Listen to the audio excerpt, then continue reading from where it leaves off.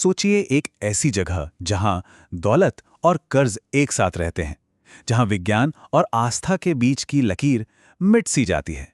हम बात कर रहे हैं तिरुपति की, एक ऐसा मंदिर जिसकी दीवारों में सिर्फ इतिहास नहीं बल्कि ब्रह्मांड के वो अनसुलझे राज दफन हैं जो आज भी इंसानी समझ से परे हैं।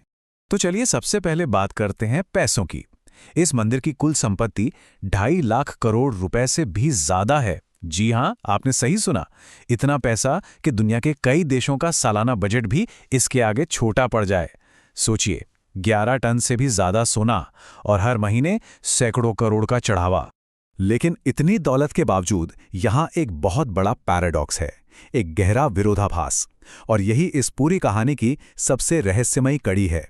सवाल यह है कि आखिर क्यों यहाँ के देवता भगवान वेंकटेश्वर खुद हमेशा हमेशा के लिए कर्ज में डूबे हुए माने जाते हैं। तो आज के इस सफर में हम क्या क्या जानने वाले हैं? सबसे पहले हम दौलत के इस पैराडॉक्स को समझेंगे, फिर उस दिव्य कहानी को जानेंगे जहां से ये सब शुरू हुआ। हम उस पत्थर की मूर्ति के अनसुने रहस्यों से पर्दा उठाएंगे, देखेंगे कि कैसे यहां विज्ञान और विश्वास आमने सामने खड़े हैं। इस आस्था के विशाल साम्राज्य को समझेंगे और आखिर में उस भविष्यवाणी की बात करेंगे जो आने वाले कल की तरफ इशारा करती है। तो चलिए शुरू करते हैं और सीधा उसी सबसे बड़े सवाल पर आते हैं कि आखिर इतनी दौलत के मालिक भगवान कर्जदार क्यों हैं? ये एक ऐसा सवाल है जिसका जवाब हमें पौराणिक कथाओं की गहराइयों में ले जाता है। इस मंदिर और यहां विराजमान भगवान के अस्तित्व को समझने के लिए हमें समय में बहुत पीछे चलना होगा। एक दिव्य कहानी में एक ऐसी गाथा जो संकट, परीक्षा, प्रेम और त्याग से भरी है। कहानी शुरू होती है एक दिव्य उथल-पुथल से, जब महर्षि भृगु के कृत्य से नाराज होकर देवी लक्ष्मी वैकुंठ छोड़ देती हैं। तब भगवान विष्णु उन्हें ढूंढते हुए पृथ्वी पर आ जाते हैं। यहां वो श्रीनिवास का रूप धरते हैं और उनकी मुलाकात होती है राजकुमारी पद्मावती से। दोनों में प्रेम होता है और विवाह तय हो जाता है। लेकिन एक अड़चन थी, विवाह के लिए धन नहीं था।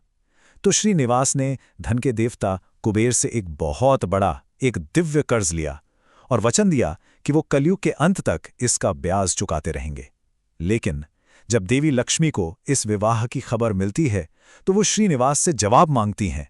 अब एक तरफ पद्मावती और दूसरी तरफ लक्ष्मी। इस धर्म संकट में फंसकर श्रीनिवास खुद को एक पत्थर की मूर्ति में बदल लेते हैं। और बस यही वो कर्ज है जिसे चुकाने में भक्त आज भी, सदियों बाद भी उनकी मदद कर रहे हैं। पर यह कहानी यहीं खत्म नहीं होती है। असल में असली रहस्य तो अब शुरू होते हैं। वो रहस्य जो मंदिर की मुख्य मूर्ति के चारों ओर बुने हैं। एक ऐसी मूर्ति जिसके बारे में लोग कहते हैं कि वो सिर्फ पत्थर नहीं बल्कि एक जीती जागती इकाई है। अब जो बातें सामने आती हैं वो विज्ञान की समझ से बिल्कुल परे हैं। जरा सोचिए, एक पत्थर की मूर्ति जो एयर कंडीशन वाले गर्भगृह में भी हमेशा 20 डिग्री सेल्सियस पर गर्म रहती है। कैसे?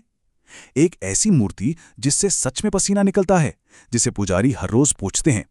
कहते हैं मूर्ति पर जो बाल हैं वो असली हैं, जो ना कभी उलझते हैं ना झड़ते हैं। और सबसे चौंकाने वाली बात, अगर मूर्ति पर कान लगाकर सुने तो समुंदर की लहरों जैसी आवाजें सुनाई देती हैं। इतना ही नहीं, जब मूर्ति का अभिषेक होता है तो उनकी छाती पर देवी लक्ष्मी की छवि साफ साफ उभर आती है ना हैरान करने वाली बात? मंदिर के एक बहुत सीनियर पुजारी का एक अनुभव है। वो बताते हैं कि रात के सन्नाटे में जब मैं गर्भगृह में अकेला होता हूं, मुझे मूर्ति के पीछे से सांस लेने की आवाजें सुनाई देती हैं। ऐसा लगता है जैसे वो जीवित हों। ये अनुभव उस विश्वास को और पुख्ता कर देता है कि यहां भगवान सिर्फ एक मूर्ति के रूप में नहीं बल्कि साक्षात मौजूद हैं। लेकिन इन सारे रहस्यों से भी बड़ा एक और राज है जो मूर्ति के पिछले हिस्से से जुड़ा है। एक ऐसी जगह जिसे देखने की इजाजत किसी को भी नहीं है। तो सवाल उठता है, आखिर उस पर्दे के पीछे छुपा क्या है? कहानियां और भी गहराती हैं जब हम मंदिर के नीचे बनी गुप्त सुरंगों की बात करते हैं। ऐसी मान्यताएं हैं कि यहां एक ब्रह्मास्त्र सुरंग है जहां कोई बहुत शक्तिशाली प्राचीन हथियार रखा है। एक और सुरंग का जिक्र है स्वर्ण बंदर मार्ग। कहते हैं इसमें विजयनगर साम्राज्य का 500 टन सोना छिपा है। और सबसे डरावनी कहानी है काला पानी सुरंग की, जिसके अंदर एक ऐसा काला तरल है जिसे छूने वाला अंधा हो जाता है। अब ये सिर्फ किंवदंतियां हैं या इनमें कोई सच्चाई है, ये कोई नहीं जानता। तो अब वो मोड़ आता है जहां सदियों पुरानी आस्था का सामना होता है मॉडर्न साइंस से। सवाल ये है कि तिरुपति में जो होता है वो क्या सिर्फ चमत्कार है, सिर्फ विश्वास है या इसके पीछे कोई वैज्ञानिक कारण भी छिपा हो सकता है? जैसे कि मंदिर का वो दिया जो कहते हैं 1000 साल से ज्यादा से लगातार जल रहा है बिना बुझे।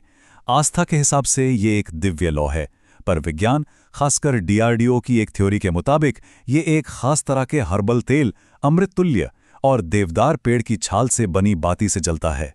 और गर्भगृह का जो परफेक्ट वेंटिलेशन सिस्टम है वो इस लॉ को जिंदा रखता है। और खुद मूर्ति की प्रकृति को लेकर भी दो अलग-अलग बातें हैं। एक तरफ आस्था कहती है कि ये मूर्ति स्वयंभू है, मतलब खुद ब खुद प्रकट हुई है और इसमें ब्रह्मांड की ऊर्जा समाई है। वहीं दूसरी तरफ आईआईटी मद्रास के कुछ निष्कर्ष बताते हैं कि मूर्ति के पिछले हिस्से में असामान्य रेडियोएक्टिव गुण है और जब इस पर रोशनी डाली जाती है तो इससे अजीब सी ऊर्जा तरंगें निकलती हैं। मतलब यहां आकर विज्ञान भी थोड़ा हैरान है। तिरुपति सिर्फ एक मंदिर या एक आध्यात्मिक जगह नहीं है। आज के दौर में ये एक बहुत बड़ा इकोनॉमिक और सोशल पावर हाउस भी है। आस्था का एक ऐसा साम्राज्य जिसका असर पूरी दुनिया पर पड़ता है। एक अंदाजे के मुताबिक मंदिर के पास 11 टन से भी ज्यादा का सोना है। ये आंकड़ा ही इसे दुनिया के सबसे अमीर संस्थानों में से एक बना देता है। इसकी आर्थिक ताकत का अंदाजा लगाना भी मुश्किल है। तो फिर सवाल उठता है कि इतने पैसे का होता क्या है? इसका एक बहुत बड़ा हिस्सा जाता है समाज सेवा में। मंदिर का ट्रस्ट टीटीडी अपने बजट का लगभग 45% हिस्सा अन्नदानम पर खर्च करता है। मतलब रोजाना 3 लाख से ज्यादा लोगों को मुफ्त में खाना खिलाया जाता है। इसके अलावा 25% मुफ्त शिक्षा पर और 20% मुफ्त स्वास्थ्य सेवाओं पर खर्च होता है। यहाँ की एक बहुत ही खास परंपरा है केश दान, यानी बालों का दान। इसके पीछे भी एक कहानी है। कहते हैं कि देवी नीला देवी ने भगवान विष्णु के सिर पर लगे घाव को ढकने के लिए अपने बाल दिए थे। तब भगवान ने उन्हें वचन दिया कि जो कोई भी अपने अहंकार के प्रतीक यानी अपने बालों का त्याग करेगा उसकी हर इच्छा पूरी होगी। और आज यही परंपरा मंदिर की आय का एक बड़ा जरिया है। इन बालों को इंटरनेशनल मार्केट में बेचा जाता है, जिससे लाखों की कमाई होती है और उस पैसे को फिर से समाज सेवा के कामों में लगाया जाता है। और अब हम इस सफर के आखिरी और शायद सबसे रहस्यमयी पड़ाव पर आ पहुंचे हैं।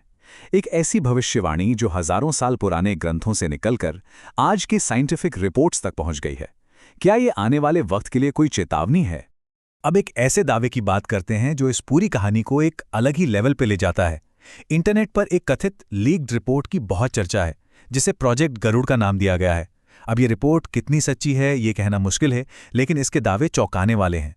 इसके मुताबिक तिरुमाला की पहाड़ियों के नीचे कोई अनजान एनर्जी सोर्स है जो हर साल 0.3% की दर से बढ़ रहा है।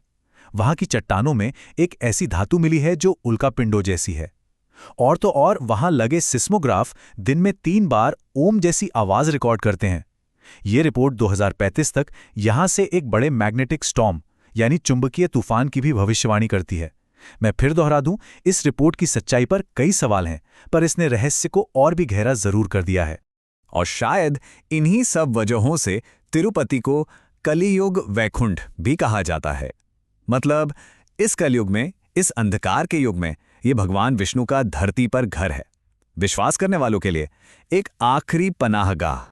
तो आखिर में सवाल बस यही रह जाता है, क्या तिरुपति सच में किसी दूसरी दुनिया का दरवाजा है, एक गेटवे जहां आज भी दिव्य शक्तियां काम करती हैं, या ये करोड़ों लोगों के उस अटूट विश्वास की शक्ति का सबसे बड़ा स्मारक है जिसने इन चमत्कारों को हकीकत बना दिया है?